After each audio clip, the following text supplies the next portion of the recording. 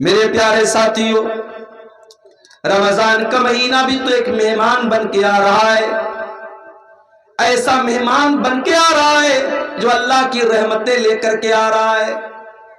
یہ مہینہ ہمارے اور آپ کے گناہوں کی بخشش کا ذریعہ بن کر کے آ رہا ہے۔ ہم اگر چاہیں تو اس مہینے میں اپنے گناہوں کو بخشوا سکتے ہیں، اس مہینے میں تراویح کی نماز پڑھ کر کے ہم اللہ تعالیٰ کے مقرب بن سکتے ہیں، اس مہینے کا روزہ رکھ کر کے اللہ سے اپنے گناہوں کو معاف کروا سکتے ہیں، اس مہینے میں قرآن کی تلاوت کر کے اپنے گناہوں کے بادلوں کو ہم چھانٹ سکتے ہیں، صاف کر سکتے ہیں۔ ہونا تو یہ چاہیے تھا، اس مہینے کے لیے ہمارے دلوں میں ایک ایکسائٹمنٹ پیدا ہوتی، ایک اتسکتا ہوتی، اور ہم ذہنی طور پر اس مہینے کے استقبال کے لیے تیار ہوتے۔ مگر کیا بات ہے، لوگوں کو فکر ہو رہی ہے کہ صاحب رمضان آئے گا، کیا ہوگا، دوپہر کا کھانا کیسے کھائیں گے ہم۔ بعض لوگ جب رمضان کا ذکر آتا ہے نا تو کیا بولتے ہیں، کھا لو کھا لو، 2 دن کے بعد دوپہر کا کھانا نصیب نہیں ہوگا۔ یعنی رمضان کا نام سنتے ہی کچھ لوگوں کے دل اور دماغ میں ایک مصیبت آ جاتی ہے کہ یار بڑی مشکل والا مہینہ آ گیا، 13 گھنٹے 14 گھنٹے بھوکے رہنا پڑے گا، 1 گھنٹہ 1.5 گھنٹہ کھڑے ہو کے تراویح کی نماز پڑھنی پڑے گی، صبح 4 بجے اٹھ کر کے سحری کھانا پڑے گا، عورتوں کو الگ فکر رہتی ہے، ہم کو یہ بنانا پڑے گا وہ بنانا پڑے گا۔ اگر رمضان کے تعلق سے یہ نیگیٹو سوچ، یہ منفی سوچ، یہ نکاراتمک سوچ آپ کے ذہن میں ہے تو میرے پیارے ساتھیوں یہ بہت افسوس کی بات ہے۔ اگر آپ واقعی میں اللہ والے ہیں، اگر آپ واقعی ایمان والے ہیں تو آپ کو خوش ہونا چاہیے کہ اللہ تعالیٰ آپ کی زندگی میں ایک رمضان کا مہینہ اور دے رہا ہے۔ ہمیں سے بہت سارے لوگ ایسے ہیں، پچھلے سال بھی نوشاد بھائی کی دعوت پر آپ کے گاؤں میں آیا تھا، تقریر کر کے چلا بھی گیا تھا، اور جہاں تک مجھے یاد ہے وہ پروگرام بھی رمضان کے پہلے ہی ہوا تھا۔ پچھلے سال رمضان کا مہینہ گزرا تھا اور آپ کے گاؤں کے بہت سارے لوگ اس وقت زندہ تھے جو آج زندہ نہیں ہیں، اللہ کو پیارے ہو چکے ہیں۔ ان میں بوڑھے بھی ہوں گے، ان میں جوان بھی ہوں گے، ان میں مرد بھی ہوں گے، ان میں عورتیں بھی ہوں گی۔ پچھلے سال وہ ہمارے بیچ میں تھے، اس سال ہمارے بیچ میں نہیں ہے، موت نے ان کو ہم سے دور کر دیا، وہ اللہ کے پاس چلے گئے، اور اللہ تعالیٰ نے ہماری زندگی میں ایک اور رمضان کا مہینہ دے دیا ہے۔ میرے پیارے بھائیوں، ہم وہ خوش نصیب لوگ ہیں جو اپنی زندگی میں ایک رمضان اور دیکھنے والے ہیں انشاءاللہ۔ یہ کوئی معمولی بات نہیں ہے، یہ اللہ تعالیٰ کا بہت بڑا کرم ہے، اس کی بہت بڑی کرپا، بہت بڑی مہربانی، بہت بڑی عنایت ہے کہ وہ ایک رمضان ہم کو اور دے رہا ہے۔ اور رب کعبہ کی قسم، جس کو زندگی میں ایک رمضان ایکسٹرا مل رہا ہے، وہ اس کے برابر، وہ انسان جس کو اس کے مقابلے میں ایک رمضان کم ملا ہو، وہ دونوں کبھی برابر نہیں ہو سکتے۔ جس کو 2024 کا رمضان ملا اور 25 کے آنے سے پہلے وہ اللہ کے یہاں چلا گیا، تو وہ انسان آپ کے برابر نہیں ہو سکتا اگر واقعی میں آپ رمضان کو رمضان کی طرح گزاریں۔ آئیے میں ایک واقعہ آپ کو سناتا ہوں۔ ابن ماجہ کی صحیح روایت ہے، حدیث کے راوی کون ہے؟ ابو طلحہ رضی اللہ تعالیٰ عنہ، معاف کیجئے گا طلحہ، ابو طلحہ نہیں، طلحہ، ابو طلحہ الگ ہے، طلحہ الگ ہے۔ ابو طلحہ انصاری صحابی ہے اور طلحہ مہاجرین میں سے ہیں۔ حضرت طلحہ رضی اللہ تعالیٰ عنہ فرماتے ہیں، یہ طلحہ بن عبید اللہ کون ہے؟ جو ان 10 صحابہ میں سے جن کو اللہ کے نبی نے جنت کی خوشخبری سنائی تھی۔ میں پوچھوں اگر اپنے نوجوانوں سے، اپنی بہنوں سے، ذرا بتاؤ کہ وہ 10 صحابہ کون ہیں جن کو نبی نے نام لے کر کے جنتی کہا تھا؟ تو ہمارے بہت سارے نوجوان ہیں جو دائیں بائیں جھانکنے لگیں گے، نہیں معلوم۔ ان سے یہ پوچھ لو کہ انڈیا کی ٹیم کے 11 کرکٹرز کے نام کیا ہے، پورا بتا دیں۔ آئی سی سی کی چیمپئن شپ میں انڈیا کون سے پائیدان پہ چل رہی ہے، فوراً بتا دیں گے۔ ٹاپ 1 پر کون سا بلے باز ہے، ٹاپ 1 پر کون سا گیند باز ہے، فوراً بتا دیں گے۔ کیوں؟ انٹرسٹ ہے، شوق ہے۔ موبائل پر اسکور دیکھ رہے ہیں، میچ دیکھ رہے ہیں، شوق ہے۔ ہمیں دین سیکھنے کا شوق ہوتا تو ہمیں نبی کے صحابہ کا نام بھی معلوم ہوتا۔ ابھی ایک بچے کا نام کسی نے پوچھا تو میں نے کہا کہ نام رکھ دیجئے اسیرم. آپ لوگوں نے نام سنا ہے اسیرم؟ بولو بھائی، سنا ہے؟ کس کا نام ہے یہ؟ اسیرم بہت پیارا نام ہے. اگر آپ کے گھر میں بچہ پیدا ہو یہ نام رکھ دیں. آگے پیچھے کچھ لگا دینا، محمد اسیرم یا عبداللہ اسیرم. اسیرم نام جو ہے یہ اس صحابی کا نام ہے جو جنگ بدر کے موقع پر ایمان لائے اور ایمان لاتے ہی جنگ بدر میں شامل ہو گئے اور اللہ کی راہ میں لڑتے لڑتے شہید ہو گئے. علماء نے لکھا ہے کہ یہ وہ صحابی ہیں جنہوں نے ایک ٹائم کی نماز بھی نہیں پڑھی تھی، ایمان لائے اور ایمان لاتے ہی اللہ کی راہ میں لڑتے لڑتے شہید ہو گئے اور جنت میں جائیں گے. ایک نماز پڑھے بغیر بھی جو جنت میں جائیں گے اس صحابی کا نام ہے اسیرم. الف صاد یا رامی، اسیرم. یہ نام رکھ سکتے ہیں آپ. ہمارے صحابہ کے نام پر اپنے بچوں کے نام رکھتے ہیں. 10 صحابہ جنتی ہیں. چلو میں آپ کو گنا دیتا ہوں. ابو بکر، عمر، عثمان، علی، یہ تو سب جانتے ہیں. اس کے علاوہ سعد بن ابی وقاص رضی اللہ تعالیٰ عنہ، سعید بن زید رضی اللہ تعالیٰ عنہ، عبد الرحمن بن عوف رضی اللہ تعالیٰ عنہ، ابو عبیدہ بن جراح رضی اللہ تعالیٰ عنہ، طلحہ رضی اللہ تعالیٰ عنہ، زبیر رضی اللہ تعالیٰ عنہ. یہ ٹوٹل 10 صحابہ ہیں جن کا نام لے کر کے نبی نے جنتی ہونے کی بشارت سنائی. ان 10 میں سے کون ہے؟ طلحہ بن عبید اللہ. ان کی روایت ہے اور روایت کہاں ہے؟ ابن ماجہ کے اندر بالکل صحیح روایت تھی. کہتے اللہ کے نبی کے پاس 2 لوگ آئے بہت دور سے. دونوں نے ایک ساتھ اسلام قبول کیا. وہ دونوں دوست بھی ہو سکتے تھے، دونوں پڑوسی بھی ہو سکتے تھے، دونوں بھائی بھی ہو سکتے تھے. حدیث میں اس کی وضاحت نہیں ہے. دونوں ایک ہی علاقے کے رہنے والے تھے، دونوں ایمان لائے، ایک ساتھ ایمان لائے. لیکن ان میں سے ایک زیادہ محنتی تھا دوسرے کے مقابلے میں. ایک دین کے کاموں میں زیادہ ایکٹیو تھا، زیادہ چستی والا تھا، پھرتیلا تھا. ایک تھوڑا اس سے کم محنت کرتا تھا، ایک زیادہ محنت کرتا تھا. ہوتا ہے اپنے گھر میں، ہم دیکھتے ہیں ایک آدمی زیادہ محنتی ہوتا ہے، دوسرا کم ہوتا ہے. ایک اس میں سے زیادہ ایکٹیو تھا اور وہ جو زیادہ ایکٹیو تھا وہ اللہ کی راہ میں لڑتے لڑتے شہید ہو جاتا ہے. اس کا جو دوست ہوتا ہے اس کے 1 سال کے بعد اس کا انتقال ہوتا ہے. پہلا والا جو محنتی تھا وہ اللہ کی راہ میں لڑتے لڑتے شہید ہوتا ہے. دوسرا والا نیچرل طریقے سے انتقال کر جاتا ہے، موت ہو جاتی ہے. حضرت طلحہ کہتے میں نے خواب دیکھا کہ میں جنت کے دروازے پر کھڑا ہوں. اتنے میں جنت سے ایک نکلنے والا نکلا، یعنی فرشتہ نکلا. اور جو انسان بعد میں جس کا انتقال ہوا تھا اور جو دین کے معاملے میں کم محنت کرتا تھا، اس فرشتے نے اس کو جنت میں جانے کی اجازت دی کہ تم جنت میں چلے جاؤ. اس کے بعد اس نے اس سے کہا جو زیادہ محنتی تھا اور اللہ کی راہ میں جو لڑتے لڑتے شہید ہوا تھا، اسے کہا تم چلے جاؤ. اس کے بعد وہ فرشتہ میرے پاس آیا اور اس نے کہا فَإِنَّكَ لَمْ يَعْنِ لَكَ بَعْدُ، ابھی تمہارے جنت میں جانے کا ٹائم نہیں آیا ہے. حضرت طلحہ کے تو اس کے بعد میری نیند کھل گئی. میں نے جب اپنا یہ خواب صحابہ کو بیان کیا فَعَجِبُوا لِذَلِكَ، تو صحابہ کو بہت عجیب لگا کہ ایسا کیسے ہو سکتا ہے کہ جو انسان اللہ کی راہ میں شہید ہو گیا اور جو دین کے معاملے میں زیادہ محنت کرتا تھا وہ بعد میں جنت میں جا رہا ہے، اور جو نارمل طریقے سے مرا تھا وہ پہلے جنت میں جا رہا ہے. ایسا کیسے ہو سکتا ہے؟ صحابہ کو اس بات پر بہت تعجب ہوا. جب یہ بات اللہ کے نبی تک پہنچی، آپ نے صحابہ سے پوچھا کہ تمہیں کس بات پر تعجب ہو رہا ہے؟ اے اللہ کے نبی، ہمیں اسی بات پر تعجب ہو رہا ہے کہ جو انسان بعد میں جس کا انتقال ہوا تھا وہ جنت میں پہلے کیسے چلا گیا؟ آپ نے فرمایا الیس قد مکث بعدہ سنۃ، جس کا انتقال 1 سال بعد ہوا تھا، کیا اپنے بھائی کے مرنے کے بعد 1 سال تک اس کی زندگی میں 1 سال ایکسٹرا اس کو ملا کہ نہیں ملا؟ 1 سال زیادہ ملا کہ نہیں ملا؟ ہاں اللہ کے نبی زیادہ ملا. الیس قد ادرک رمضان وصام، کیا اس کی زندگی میں 1 رمضان اور زیادہ ملا کہ نہیں ملا؟ ہاں اللہ کے نبی 1 رمضان اور زیادہ ملا. کیا اس نے زندگی میں 1 ایک رمضان کا روزہ زیادہ رکھا کہ نہیں رکھا؟ ہاں اللہ کے نبی اس نے ایک رمضان کا مہینہ روزہ زیادہ رکھا. کیا اس نے ایک سال کے اندر اپنے بھائی کے مقابلے میں ایک سال زیادہ نماز پڑھی کہ نہیں پڑھی؟ ہاں اللہ کے نبی اس نے ایک سال زیادہ نماز پڑھی.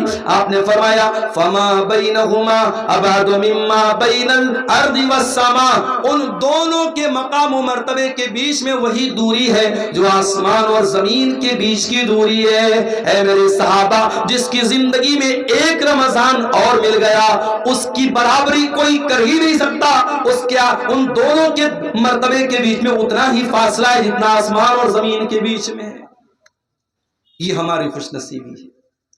اللہ ہمیں ایک رمضان اور دے رہا ہے. اللہ چاہتا، اور ابھی بھی اگر اللہ چاہے، رمضان کا چاند نکلنے سے پہلے ہماری جان جا سکتی ہے، کوئی حادثہ ہو سکتا ہے، کوئی مصیبت آ سکتی ہے، کوئی بیماری آ سکتی ہے. اللہ تعالی ہمیں توفیق دے رہا ہے کہ ہمیں ایک رمضان اور ملا ہے. اسی لیے صحابہ کرام کیا کرتے تھے، تابعین کیا کرتے تھے؟ وہ رمضان کا انتظار کیا کرتے تھے اور اللہ سے دعا کیا کرتے تھے اللہم بلغنا رمضان، اے اللہ تو رمضان تک ہم کو پہنچا دے.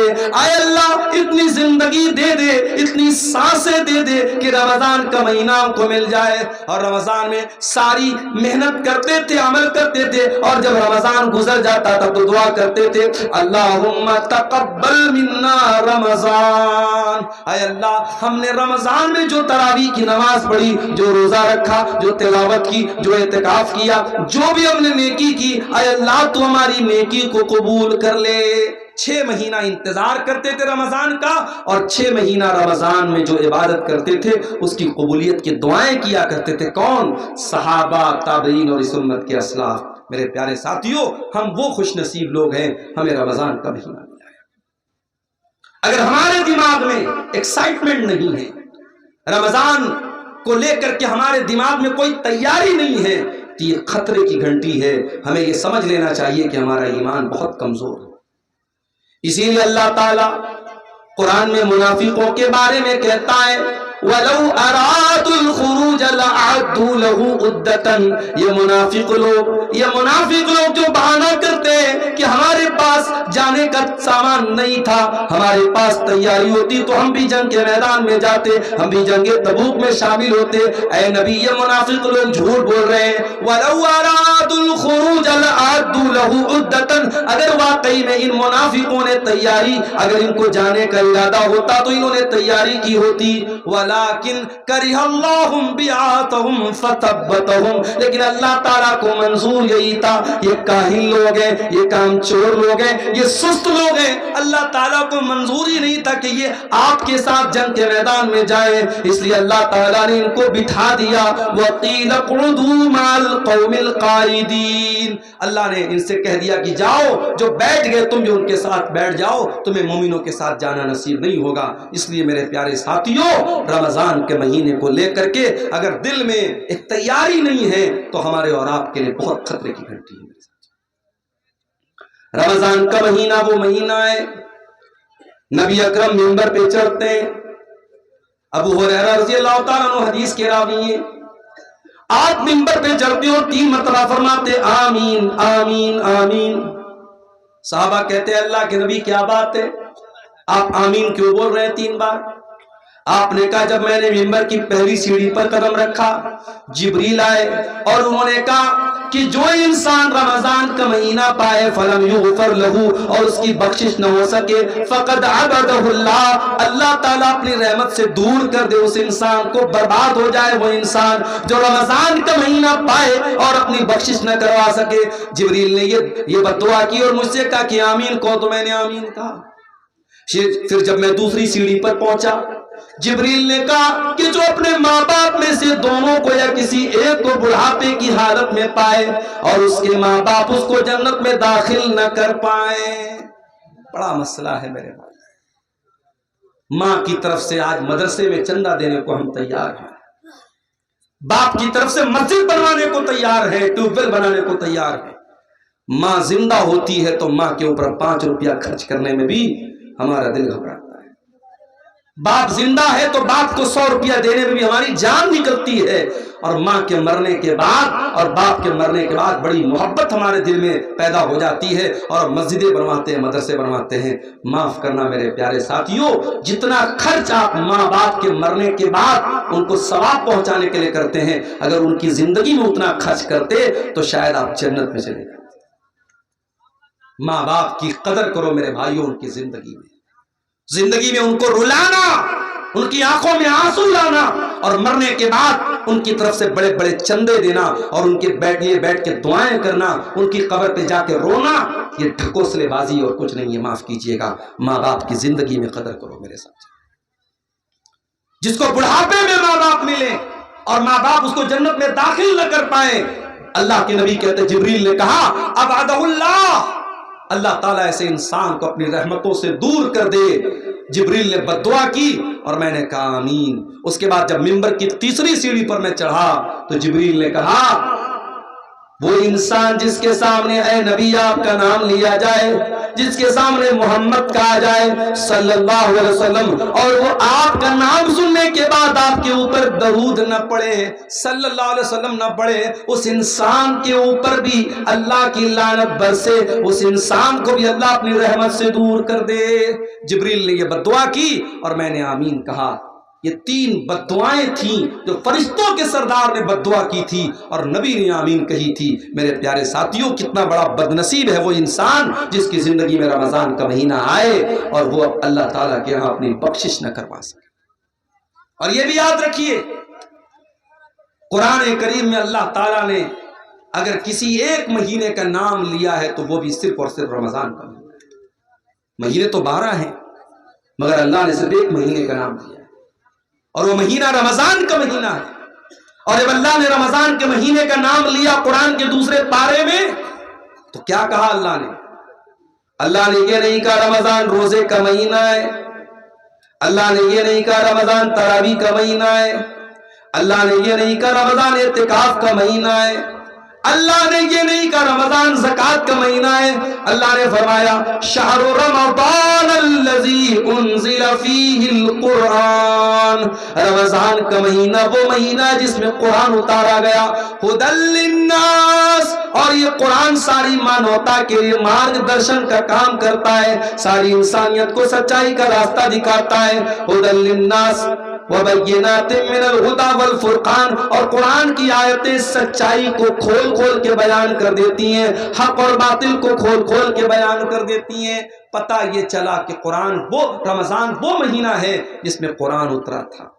اچھا، اب ایک سوال یہ پیدا ہوتا ہے کہ قرآن تو اکٹھا نہیں اترا، قرآن تو اللہ کے نبی کے اوپر تھوڑا تھوڑا 23 سال میں اترا، تو پھر اس کا کیا مطلب ہے کہ قرآن رمضان کے مہینے میں اترا؟ تو اس کو بھی نوٹ کر لو کہ قرآن 2 طریقے سے اترا ہے۔ ایک تو قرآن لوح محفوظ سے مکمل آسمان دنیا پر، یہ جو آسمان ہم کو نظر آتا ہے نا، یہ جو پہلا آسمان ہے اس کا نام آسمان دنیا ہے۔ دنیا مطلب قریب، چونکہ یہ آسمان ہم سے سب سے زیادہ قریب ہے اس لیے اس کو آسمان دنیا کہا جاتا ہے۔ اس کے اوپر 6 آسمان اور ہیں۔ تو اللہ تعالیٰ نے لوح محفوظ سے آسمان دنیا پر جو قرآن اتارا ہے وہ رمضان کے مہینے میں اتارا ہے اپنے پیارے نبی کے اوپر، رمضان کے مہینے کی آخری عشرے کی کسی رات میں۔ اور وہ رات کون سی ہے؟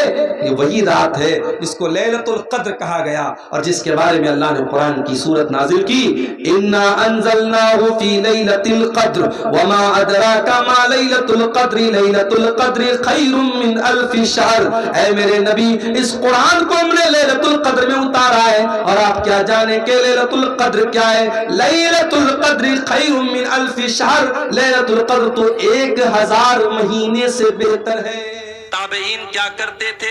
وہ رمضان کا انتظار کیا کرتے تھے اور اللہ سے دعا کیا کرتے تھے، اللہم بلغنا رمضان، اے اللہ تو رمضان تک ہم کو پہنچا دے، اے اللہ اتنی زندگی دے دے، اتنی سانسیں دے دے کہ رمضان کا مہینہ ہم کو مل جائے۔ اور رمضان میں ساری محنت کرتے تھے، عمل کرتے تھے، اور جب رمضان گزر جاتا تھا تو دعا کرتے تھے، اللہم تقبل منا رمضان، اے اللہ ہم نے رمضان میں جو تراویح کی نماز پڑھی، جو روزہ رکھا، جو تلاوت کی، جو اعتکاف کیا، جو بھی ہم نے نیکی کی، اے اللہ تو ہماری نیکی کو قبول کر لے۔ 6 مہینہ انتظار کرتے تھے رمضان کا، اور 6 مہینہ رمضان میں جو عبادت کرتے تھے اس کی قبولیت کی دعائیں کیا کرتے تھے۔ کون؟ صحابہ، تابعین اور اس امت کے اسلاف۔ میرے پیارے ساتھیوں، ہم وہ خوش نصیب لوگ ہیں، ہمیں رمضان کا مہینہ ملا۔